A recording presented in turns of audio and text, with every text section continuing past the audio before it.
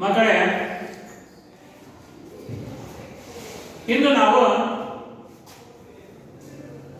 ಈ ವ್ಯವಹಾರದ ಅಧ್ಯಯನ. ವ್ಯವಹಾರ ಅಂದ್ರೇನು? ವ್ಯಾಪಾರ ಅಂತ ಅರ್ಥ.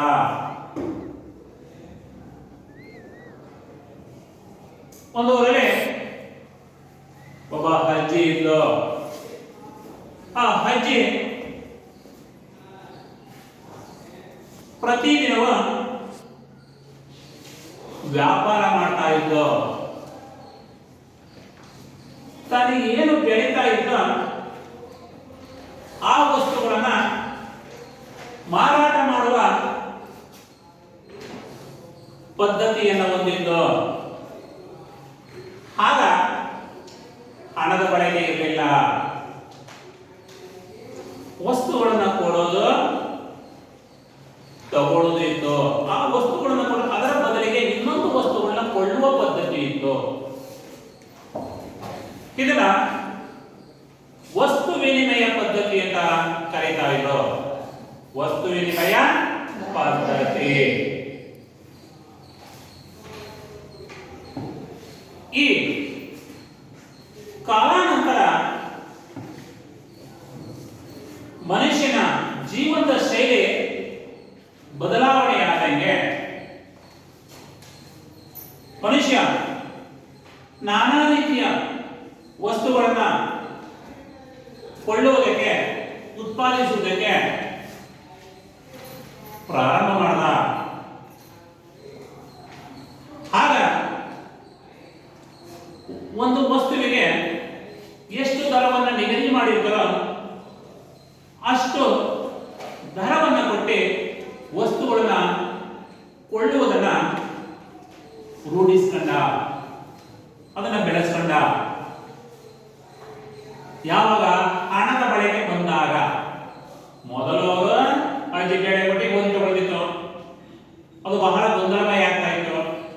ಈಗ ಏನಾಗಿದೆ, ಯಾವ ವಸ್ತುಗೆ ಎಷ್ಟು ದರ ನಿಗದಿಯಾಗಿದೆ ಅಷ್ಟು ಆ ವಸ್ತುವನ್ನ, ಅಷ್ಟು ಹಣವನ್ನ ಕೊಟ್ಟು ತೆಗೆದುಕೊಳ್ಳುವಂಥದ್ದು. ಇದನ್ನ ಏನ್ ಕರೀತಾರಪ್ಪ ಅಂತಂದ್ರೆ ವ್ಯವಹಾರ ಅಂತ ಕರೀತಾರೆ. ಹಾಗಾದ್ರೆ ಮಕ್ಕಳೇ, ಇಂದು ನಾವು ವ್ಯವಹಾರದ ಅಧ್ಯಯನ ಮತ್ತು ವ್ಯವಹಾರದ ಅಧ್ಯಯನದಲ್ಲಿ ಅರ್ಥ ಮತ್ತು ಪ್ರಾಮುಖ್ಯತೆ ಪಾಠದ ಬಗ್ಗೆ ತಿಳಿದುಕೊಳ್ಳೋಣ. ವ್ಯವಹಾರದ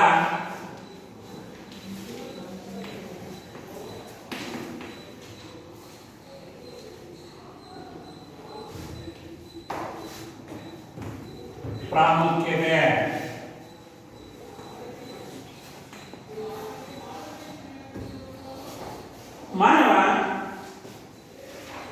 ಮಾನವನ ವ್ಯವಹಾರದಲ್ಲಿ ಅತ್ಯಂತ ಪ್ರಮುಖ ಚಟುವಟಿಕೆ ಅಂದ್ರೆ ಆರ್ಥಿಕ ಚಟುವಟಿಕೆ.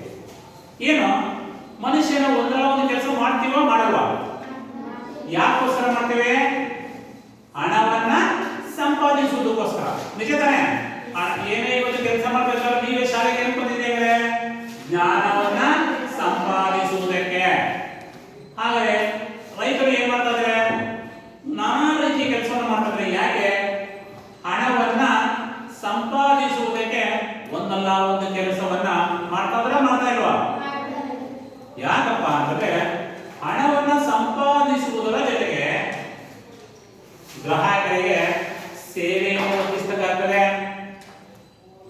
ಗ್ರಾಹಕರಿಗೆ ಏನಾಗ್ತದೆ? ಜನಗಳಿಗೆ ಒಂದು ರೀತಿ ವಸ್ತುಗಳನ್ನ ಪೂರೈಸಬೇಕಾಗ್ತದೆ, ಉತ್ಪಾದನೆ ಮಾಡಿ. ಯಾಕೆ? ಇದು ಹಣವನ್ನ ಸಂಪಾದಿಸುವುದಕ್ಕೆ. ಈಗ ಈ ವ್ಯವಹಾರದಲ್ಲಿ ಎರಡು ವಿಧ. ಒಂದು ಆರ್ಥಿಕ ಉದ್ದೇಶಗಳು, ಮತ್ತೊಂದು ಸಾಮಾಜಿಕ ಉದ್ದೇಶಗಳು. ಒಂದನೇ ಯಾವುದು? ಆರ್ಥಿಕ ಉದ್ದೇಶಗಳು. ಎರಡನೇದು ಸಾಮಾಜಿಕ ಉದ್ದೇಶಗಳು.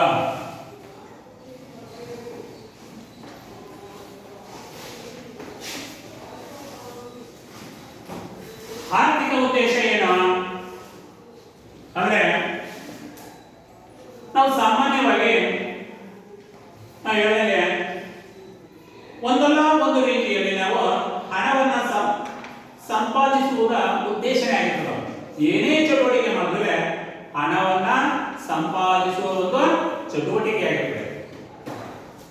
ಹಾಗೆ ಇವತ್ತು ವ್ಯವಹಾರ ಮಾಡಬೇಕಾದ್ರೆ ಏನಾಗಿರ್ತದೆ, ಒಂದು ರೀತಿ ನ್ಯಾಯಯುಕ್ತವಾಗಿರ್ತದೆ. ಯಾವ ರೀತಿ ವ್ಯವಹಾರ ನಾವು ಮಾಡಬೇಕಾದ್ರೆ ನ್ಯಾಯಯುಕ್ತವಾಗಿ ವ್ಯವಹಾರವನ್ನ ಮಾಡಬೇಕು. ನ್ಯಾಯಯುಕ್ತ ವ್ಯವಹಾರವನ್ನ ಮಾಡಿ ಹೆಚ್ಚು ಲಾಭ ಗಳಿಸುವಂತದ್ದು, ಹೆಚ್ಚು ಲಾಭ ಗಳಿಸುವಂತ ವ್ಯವಹಾರವನ್ನು ಮಾಡಬೇಕು. ಯಾಕೆ? ನಮ್ಮ ಜೀವನ ಸುಖಮಯವಾಗಿ ಜೀವನವನ್ನು ನಡೆಸುವುದಕ್ಕೋಸ್ಕರ ನಾವು ನ್ಯಾಯಯುಕ್ತವಾಗಿ ಜೀವನವನ್ನ ನಡೆಸಬೇಕು. ಇದು ಯಾಕೆ? ಹಣವನ್ನ ಸಂಪಾದಿಸುವುದಕ್ಕೋಸ್ಕರ ಈ ಚಟುವಟಿಕೆ ಮಾಡುವಂಥದ್ದು. ಹಾಗಾದರೆ ಈ ನಾವು ವಸ್ತುಗಳನ್ನು ಉತ್ಪಾದಿಸಿ ಮಾರಾಟ ಮಾಡಿ ಹಣವನ್ನು ಸಂಪಾದಿಸಿ ಗ್ರಾಹಕರಿಗೆ ಒಂದಲ್ಲ ಒಂದು ರೀತಿಯಲ್ಲಿ ಏನಾಗ್ತದಪ್ಪ ಅಂತಂದ್ರೆ ನಾವು ವಸ್ತುಗಳನ್ನ ಪೂರೈಸುವಂತ ಕೆಲಸವನ್ನ ಮಾಡ್ತೀವಿ. ವಸ್ತುಗಳನ್ನ ಪೂರೈಸಿ ಅದರ ಜೊತೆಗೆ ಯಾವುದಾದರೂ ಒಂದು ವಸ್ತುಗಳು ಬದಲಿಗೆ ವಸ್ತುಗಳು ಉತ್ಪಾದನೆಯಾದರೆ ಆ ವಸ್ತುಗಳನ್ನ ಉತ್ಪಾದಿಸುವಂಥದ್ದು ಏನು ವಸ್ತುಗಳ ಉತ್ಪಾದನೆ, ಯಾವ ಬದಲಿ ವಸ್ತುಗಳು ಏನಾಗಿದೆ ಆ ಬದಲಿ ವಸ್ತುಗಳ ಬಗ್ಗೆ ತಿಳಿಸಿಕೊಡುವಂಥದ್ದನ್ನ ಮಾಡ್ತೀವಿ. ಯಾಕೆ ಎಲ್ಲ ನಡೆಯುವುದು? ಯಾಕಪ್ಪ ಅಂತಂದ್ರೆ ಹಣಕ್ಕೋಸ್ಕರ, ಹಣವನ್ನ ಸಂಪಾದಿಸುವುದಕ್ಕೋಸ್ಕರ ನಾವು ಈ ರೀತಿ ಆರ್ಥಿಕವಾಗಿ ಒಂದಲ್ಲ ಒಂದು ರೀತಿಯ ಸೇವೆಯನ್ನು ಮಾಡುವಂಥದ್ದು. ಇದು ಮೂಲ ಚಟುವಟಿಕೆಯಾಗಿರ್ತದೆ. ಹಾಗೆಯೇ ಸಾಮಾಜಿಕ ಸೇವೆ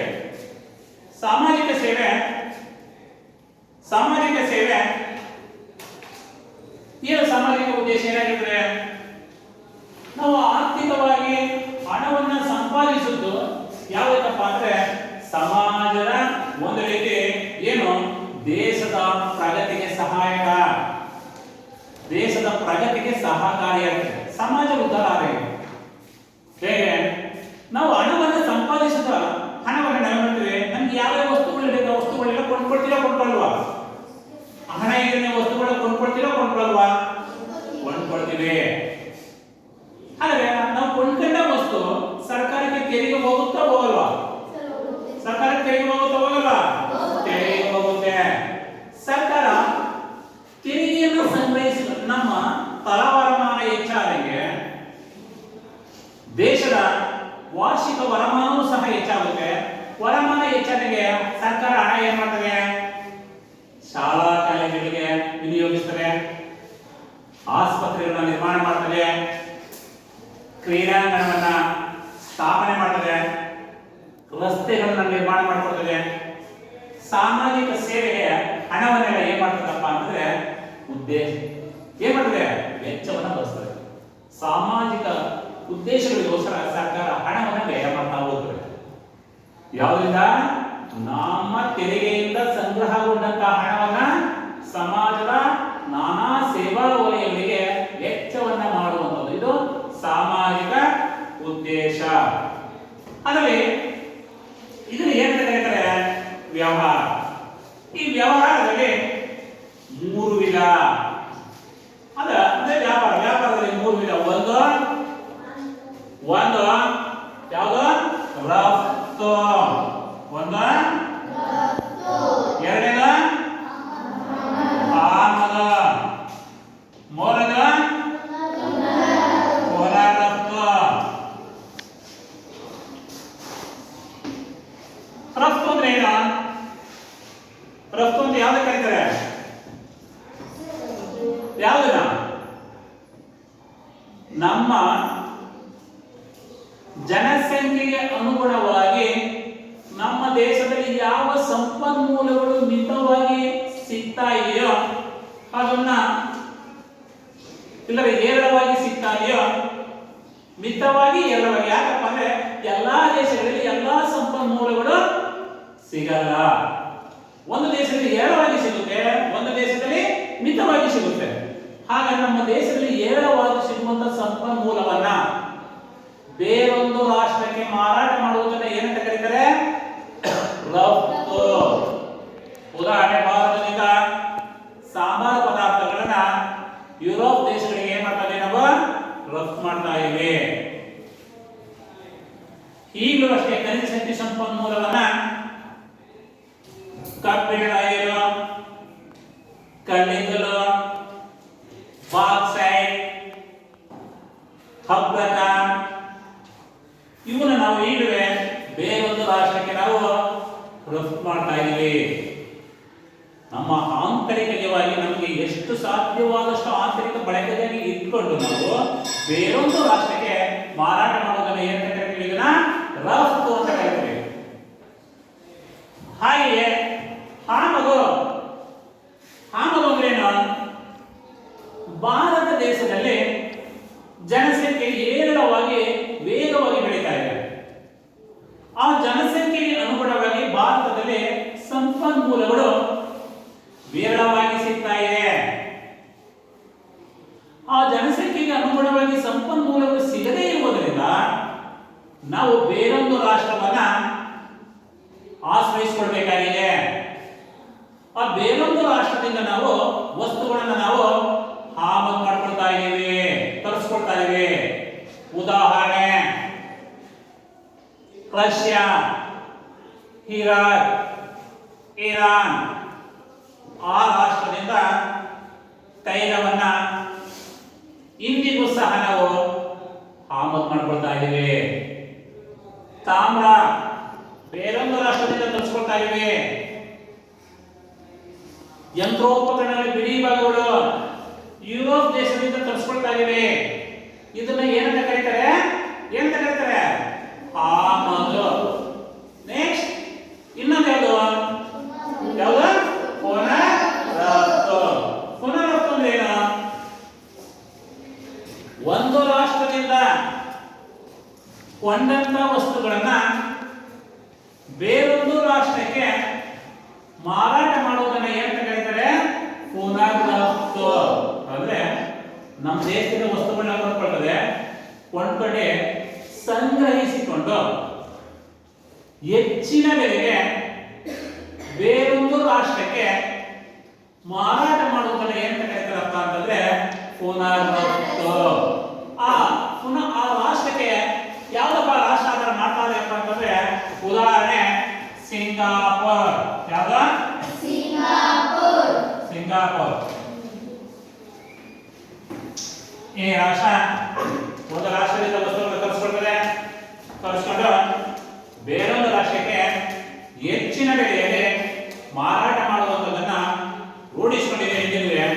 ಆ ರಾಷ್ಟ್ರ ಯಾವ್ದಪ್ಪ ಅಂತಂದ್ರೆ ಪುನರಫ್ತು ಅಂತ ಕರೀತಾರೆ. ಆ ರಾಷ್ಟ್ರ ಯಾವ್ದಪ್ಪ ಅಂದ್ರೆ ಸಿಂಗಾಪುರ್.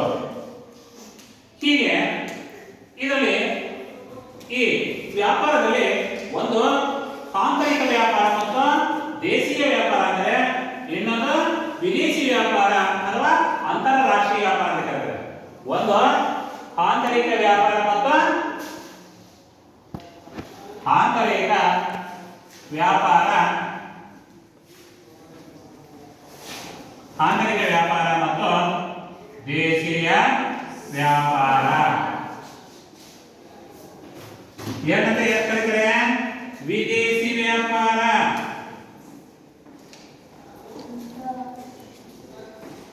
ಅಂತಾರಾಷ್ಟ್ರೀಯ ವ್ಯಾಪಾರ ಅಂತ ಕರೀತಾರೆ. ಅಂದ್ರೆ ಬೇರೆ ರಾಷ್ಟ್ರಗಳ ಜೊತೆ ವ್ಯಾಪಾರ ಸಂಪರ್ಕವನ್ನ ಇಟ್ಕೊಳ್ಳೋದನ್ನ ಏನಂತ ಕರೀತಾರಪ್ಪ ಅಂದ್ರೆ ಅಂತಾರಾಷ್ಟ್ರೀಯ ವ್ಯಾಪಾರ. ಈಗ ಆಂತರಿಕ ವ್ಯಾಪಾರ, ದೇಶೀಯ ವ್ಯಾಪಾರ ಅಂತ ಕರೀತಾರೆ. ಏನು? 28 ರಾಜ್ಯದ ಒಳಗಡೆ ಅಂದ್ರೆ ನಮ್ಮ ಭಾರತ ದೇಶದ ಒಳಗಡೆ ನಡೆಯುವಂತ ವ್ಯಾಪಾರವನ್ನ ಏನಂತ ಕರೀತಾರಪ್ಪ ಅಂತಂದ್ರೆ ಆಂತರಿಕ ವ್ಯಾಪಾರ. ನಮ್ಮ ದೇಶದ ಒಳಗಡೆ ನಡೆಯುವಂತ ವ್ಯಾಪಾರವನ್ನ ಏನಂತ ಕರೀತಾರಪ್ಪ ಅಂದ್ರೆ ದೇಶೀಯ ವ್ಯಾಪಾರ, ಆಂತರಿಕ ವ್ಯಾಪಾರ. ಆ ವ್ಯಾಪಾರದಲ್ಲಿ, ಈ ದೇಶೀಯ ವ್ಯಾಪಾರದಲ್ಲಿ ಎರಡು ವಿಧ. ಒಂದು ಚಿಲ್ಲರೆ ವ್ಯಾಪಾರ, ಮತ್ತೊಂದು ಸಗಟು ವ್ಯಾಪಾರಿಗಳು. ಒಂದು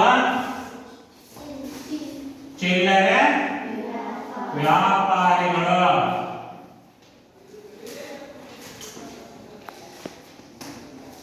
ಎರಡನೇದು ಸಗಟು ವ್ಯಾಪಾರಿಗಳು.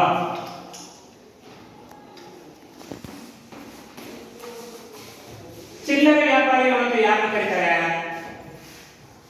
ಚಿಲ್ಲರೆ ವ್ಯಾಪಾರಿಗಳು ಯಾರು ಕರೀತಾರೆ?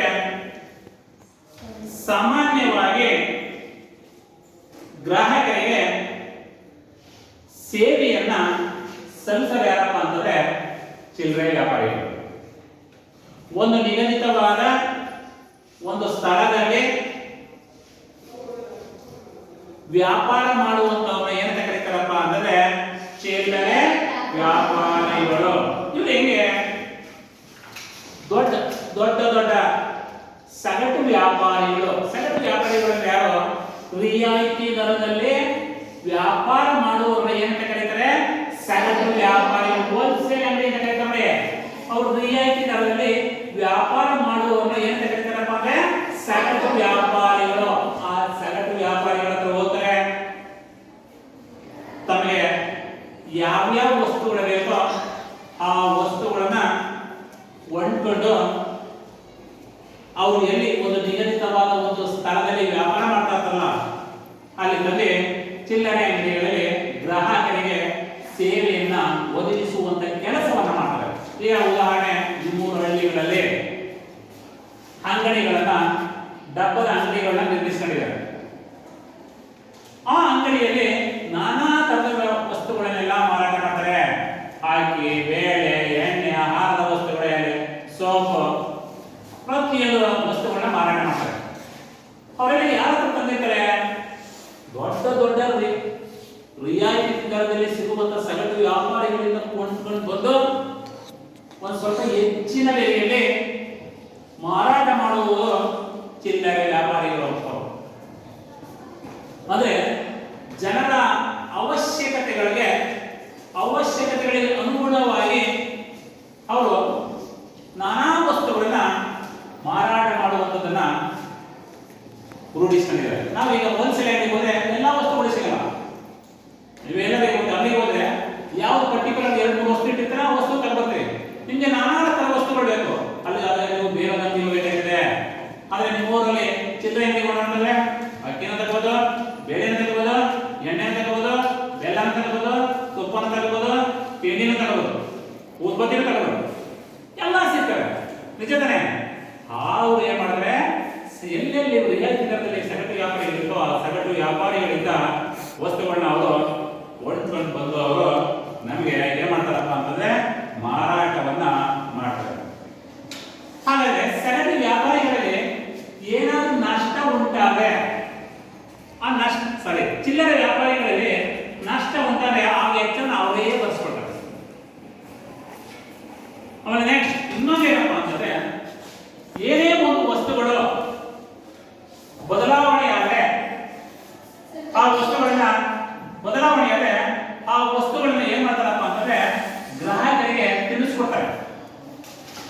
ಗ್ರಾಹಕರಿಗೆ ಈ ವಸ್ತುವಿನ ಬದಲಿಗೆ ಇನ್ನೊಂದು ವಸ್ತುವಿದೆ, ಆ ವಸ್ತುವನ್ನು ನೀವು ಕೊಂಡ್ಕೊಳ್ಬಹುದು ಅನ್ನೋದನ್ನ ಈ ಚಿಲ್ಲರೆ ವ್ಯಾಪಾರಿಗಳು ಏನ್ ಮಾಡ್ತಾರಪ್ಪ ಅಂತಂದ್ರೆ ನಮಗೆ ದೊರಕಿಸ್ಕೊಡ್ತಾರೆ. ಅಂದ್ರೆ ಎಲ್ಲಾ ಸೌಲಭ್ಯಗಳನ್ನ ಒದಗಿಸ್ಕೊಡುವಂಥದ್ದು ಯಾವ್ದಪ್ಪ ಅಂತಂದ್ರೆ ಈ ಚಿಲ್ಲರೆ ವ್ಯಾಪಾರಿಗಳು. ಚಿಲ್ಲರೆ ವ್ಯಾಪಾರಿಗಳಲ್ಲಿ ಯಾರಪ್ಪ ಅಂತಂದ್ರೆ ಕಾಯಂ ಅಂಗಡಿಗಳು. ಯಾರಪ್ಪ ಅಂತಂದ್ರೆ ಚಿಲ್ಲರೆ ವ್ಯಾಪಾರಿಗಳಲ್ಲಿ ಕಾಯಂ ಅಂಗಡಿಗಳು.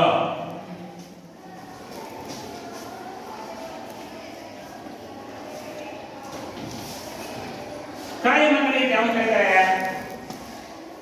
ಒಂದು ನಿಗದಿತವಾದ ಒಂದು ಸ್ಥಳದಲ್ಲಿ ಮಾರಾಟ ಮಾಡುವ ಏನಂತ ಕರೀತಾರಪ್ಪ ಅಂತಂದ್ರೆ ಕಾಯಂ ಅಂಗಡಿಗಳು. ನೋಡಿ, ಇದು ಕಾಯಂ ಅಂಗಡಿ.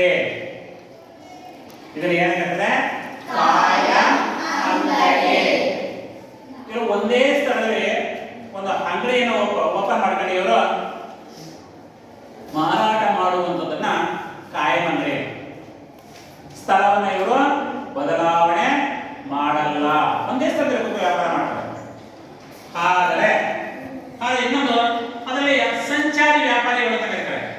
ಯಾರಂತಂದ್ರೆ ಸಂಚಾರಿ ವ್ಯಾಪಾರಿಗಳು.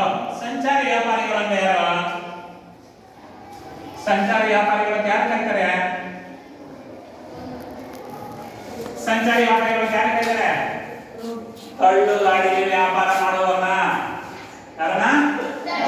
ತಳ್ಳು ಗಾಡಿಗೆ ವ್ಯಾಪಾರ ಮಾಡ್ಕೊಂಡು ಹೋಗ್ತಾರೆ ಅವ್ರನ್ನ ಏನಂತ ಕರೀತಾರೆ? ಸಂಚಾರಿ ವ್ಯಾಪಾರಿಗಳು ಅಂತ ಕರೀತಾರೆ. ನೆಕ್ಸ್ಟ್, ತಲೆ ಮೇಲೆ ಒತ್ತು ಮಾರುವವರನ್ನ ಏನಂತ ಕರೀತಾರೆ? ಏನಂತ ಕರೀತಾರೆ?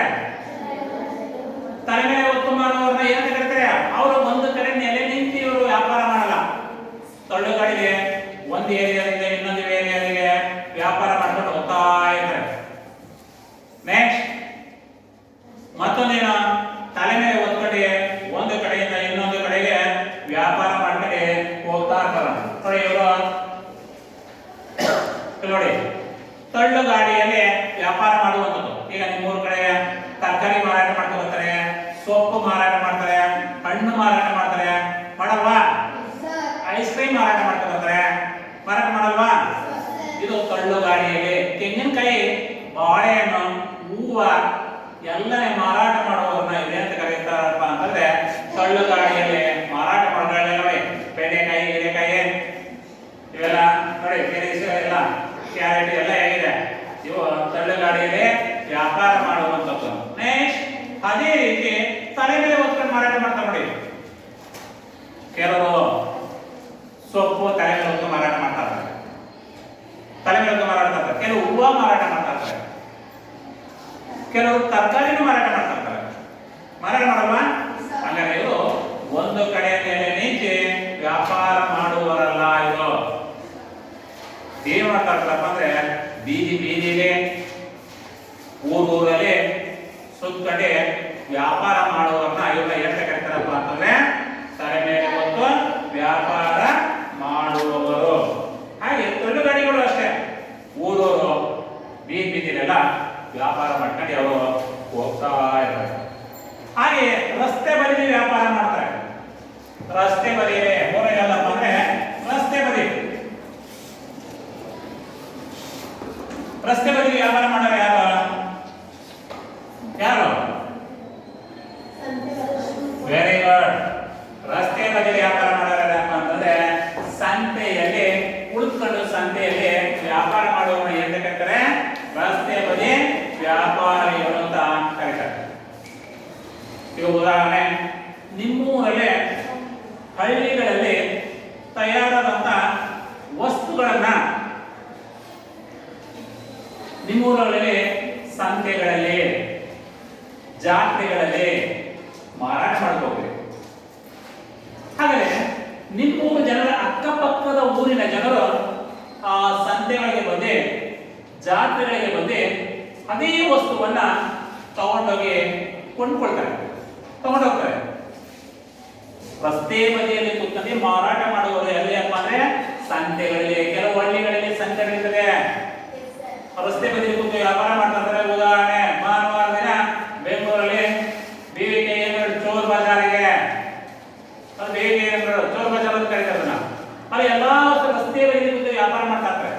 ಉದಾಹರಣೆ, ಮೆಜೆಸ್ಟಿಕ್ ಹೋದ್ರೆ ನೋಡಿ, ಅಂಡರ್ ರೋಡ್ ಅಲ್ಲಿ ರೈಲ್ವೆ ಸ್ಟೇಷನ್ ಇಂದ ಮೆಜೆಸ್ಟಿಕ್ ಬಸ್ ಸ್ಟ್ಯಾಂಡ್ ಹೋಗ್ಬೇಕು ರಸ್ತೆ ಅಂಡರ್ ರೋಡ್ ಅಲ್ಲಿ ಆ ಕಡೆ ವ್ಯಾಪಾರ ಮಾಡ್ತಾ ನೋಡಿದಿಲ್ವಾ?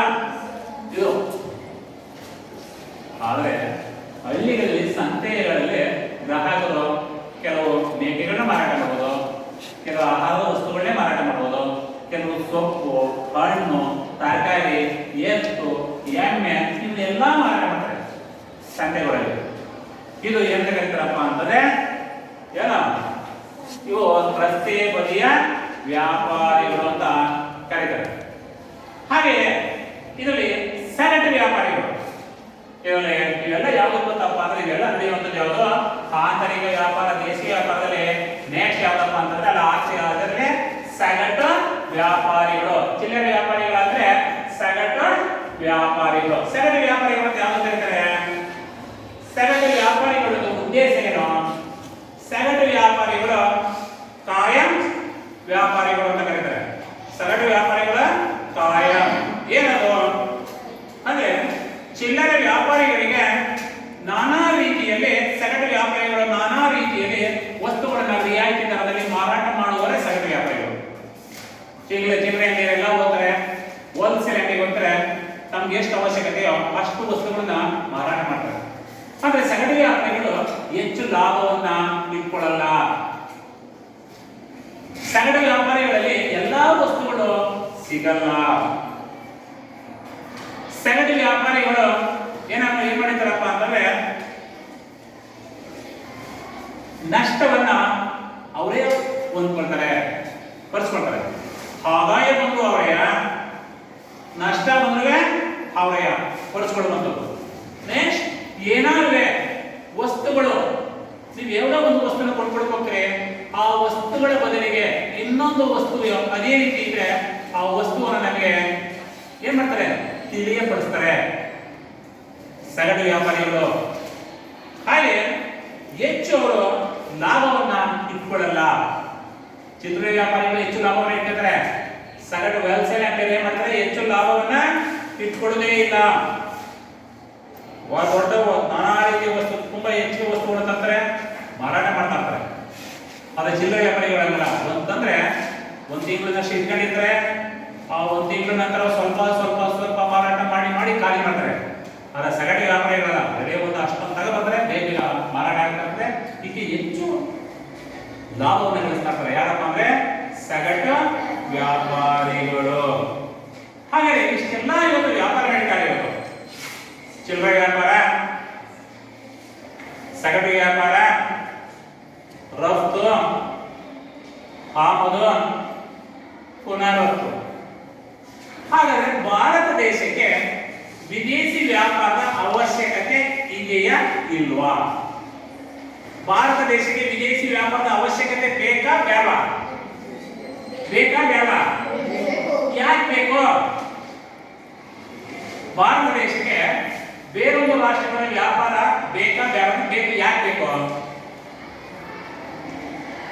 ಯಾಕಪ್ಪ ಅಂತಂದ್ರೆ ಪ್ರಪಂಚದಲ್ಲಿ ಎಲ್ಲಾ ರಾಷ್ಟ್ರಗಳು ಎಲ್ಲ ಸಂಪನ್ಮೂಲಗಳಲ್ಲಿ ಸ್ವಯಂ ಪರಿಪೂರ್ಣತೆಯನ್ನ ಸಾಧಿಸಿಲ್ಲ.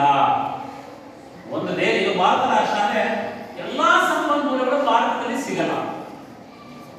ಅಮೆರಿಕ ದೇಶ ಮುಂದುವರೆದ ರಾಷ್ಟ್ರ, ಅಮೆರಿಕ ದೇಶದಲ್ಲಿ ಎಲ್ಲಾ ಸಂಪನ್ಮೂಲಗಳು ಸಿಗಲ್ಲ. ರಷ್ಯಾ ದೇಶ ಮುಂದುವರೆದ ರಾಷ್ಟ್ರ, ಎಲ್ಲಾ ಸಂಪನ್ಮೂಲಗಳು ಸಿಗಲ್ಲ. ಹಾಗಾದ್ರೆ ಒಂದು ರಾಷ್ಟ್ರದಲ್ಲಿ ಏರವಾಗಿ ಸಿಗ್ತದೆ, ಇನ್ನೊಂದು ರಾಷ್ಟ್ರದಲ್ಲಿ ತೀವ್ರವಾಗಿ ಕಡಿಮೆ ಸಿಗ್ತದೆ. ನಮ್ಮ ದೇಶದಲ್ಲಿ ಯಾವ ಸಂಪನ್ಮೂಲಗಳು ಇಲ್ವೋ ನಾವೇನ್ ಮಾಡ್ತೇವೆ, ಬೇರೊಂದು ರಾಷ್ಟ್ರದಿಂದ ಏನ್ ಮಾಡ್ತೀವಿ, ನಾವು ತರಿಸ್ಕೊಳ್ತೇವೆ. ಬೇರೊಂದು ರಾಷ್ಟ್ರವನ್ನು ನಾವು ಆಶ್ರಯಿಸ್ಕೊಳ್ತೇವೆ. ನಾ ಯಾವ ಉದಾಹರಣೆ, ತೈಲ ನಮ್ಮ ದೇಶದಲ್ಲಿ ಸಿಗ್ತಾ ಇಲ್ಲ, ನಮ್ಮ ದೇಶದಲ್ಲಿ ಸ್ವಲ್ಪನೇ ತೈಲ ಸಿಗ್ತದೋ, ಅಸ್ಸಾಂ ಬಿಗ್ ಬಾಯ್, ಅದಕ್ಕೆ ನಾವು ರಷ್ಯಾ ದೇಶವನ್ನ ನಾವು ಆಶ್ರಯಿಸ್ಕೊಂಡಿದ್ದೇವೆ, ಇರಾಕ್ ಅನ್ನು ಆಶ್ರಯಿಸ್ಕೊಂಡಿದ್ದೇವೆ ಅಂತ ಹೇಳಿದ್ದೇನೆ, ಇರಾನ್ ಅನ್ನು ಆಶ್ರಯಿಸ್ಕೊಂಡಿದ್ದೇವೆ. ಹಾಗೆ ಇರಾನ್ ಅವು ಸಹ ಏನಾಗಿದೆ, ಬೇರೊಂದು ರಾಷ್ಟ್ರಗಳನ್ನ ಆಶ್ರಯಿಸ್ಕೊಂಡಿದೆ. ಅವರು ಹೌದು. ಯಾಕಪ್ಪ ಅಂದ್ರೆ ಬರೀ ತೈಲವೇ ಜಾಸ್ತಿ ಸಿಗ್ತಾ ಇರೋದು, ತೈಲ. ಅದಕ್ಕೆ ಏನ್ ಮಾಡಿದೆ, ಅವು ಆಹಾರ ವಸ್ತುಗಳನ್ನ ಬೇರೊಂದು ರಾಷ್ಟ್ರದಿಂದ ತರಿಸ್ಕೊಳ್ತಾರೆ.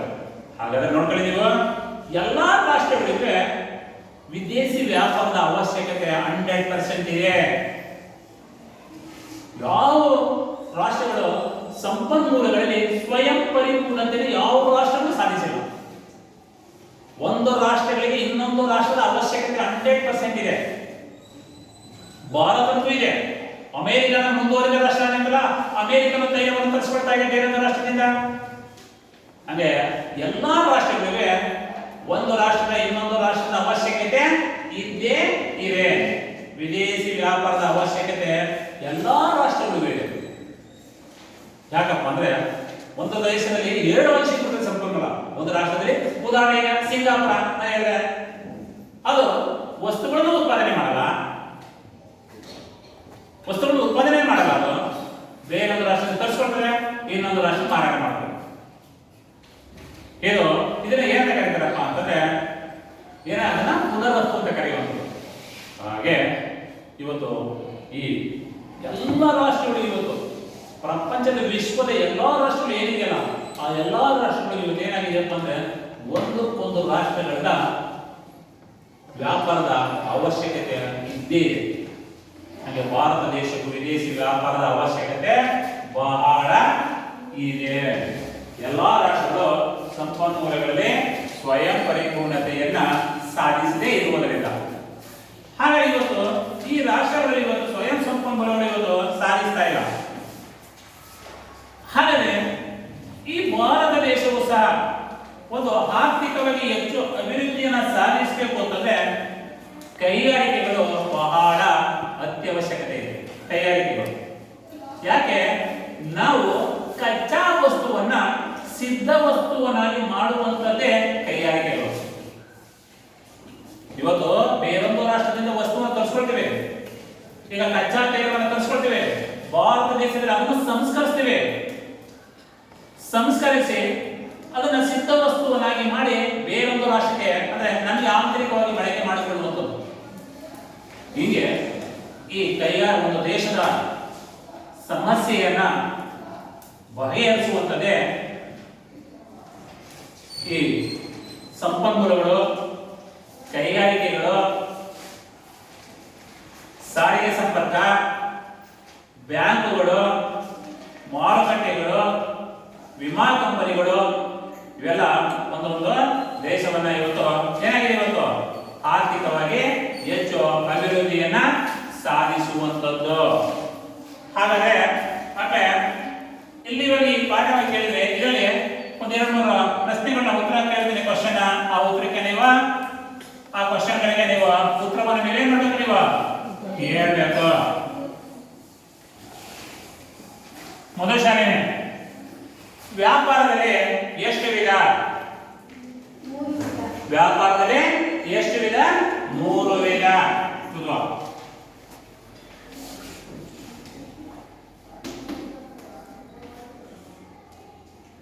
ಸರಿ, ಆ ವ್ಯಾಪಾರದ 3 ವಿಧಗಳು ಯಾವ್ಯಾವ? ಸರಿ ಹೇಳು. ವ್ಯಾಪಾರದಲ್ಲಿ 3 ವಿಧ. Very good. ಒಂದು ರಫ್ತು, ಎರಡನೇದು ಆಮದು. Very good.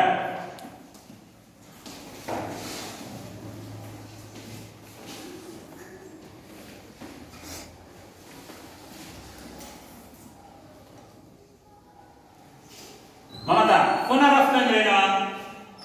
ಬೇರೆ ದೇಶದಿಂದ ಒಂದು ದೇಶಕ್ಕೆ ಸಾಮಗ್ರಿಗಳನ್ನು ತಂದು ಇನ್ನ ಬೇರೆ ದೇಶಕ್ಕೆ ಅದನ್ನು ಮಾರುವುದು. ಒಂದು ರಾಷ್ಟ್ರದಿಂದ ಕೊಂಡ ವಸ್ತುಗಳನ್ನ ಬೇರೊಂದು ರಾಷ್ಟ್ರಕ್ಕೆ ಮಾರಾಟ ಮಾಡುವುದನ್ನು ಏನಂತ ಕರೀತಾರೆ? ಪುನಃ ರಫ್ತು ಅಂತ ಕರೀತಾರೆ. Very good. ಈಗ ಈ ಪಾಠಕ್ಕೆ ಸಂಬಂಧಪಟ್ಟಾಗೆ ಪ್ರಶ್ನೆಗಳನ್ನ ಕೊಡ್ತೇನೆ, ನೀವು ಮನೇಲಿ ಬರ್ಕೊಂಡು ಉತ್ತರವನ್ನ ಬರ್ಕೊಂಡು ಬರ್ಬೇಕು. ಕೇಳಿಸ್ತಾರಿಯಾ? ಚಿಲ್ಲರೆ ವ್ಯಾಪಾರಿಗಳೆಂದರೆ ಏನು? ಚಿಲ್ಲರೆ ವ್ಯಾಪಾರಿಗಳೆಂದರೆ ಏನು?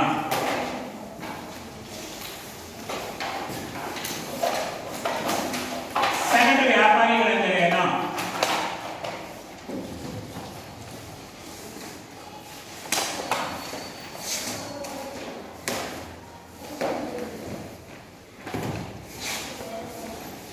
ಪುನರಫ್ತು ಎಂದರೆ ಏನು?